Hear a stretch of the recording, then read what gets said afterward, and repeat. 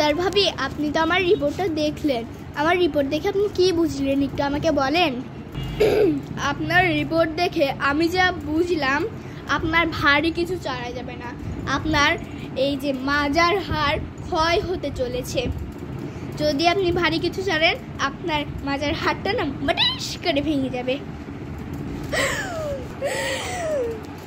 তার মানে মায়ের আর কোনো ভারী কিছু চারা যাবে না, মাকে রেস্টে রাখতে হবে বাড়ি যাওয়ার পর।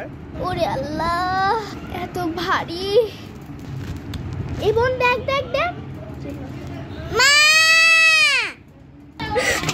এভাবে গো চিল্লাই, তার আজকে তোর হচ্ছে। আরে বোন পালা পালা পালা, আমার আমার ফুলদানিটা ভেঙেই ফেললে।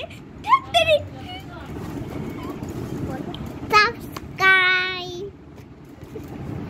গাইস।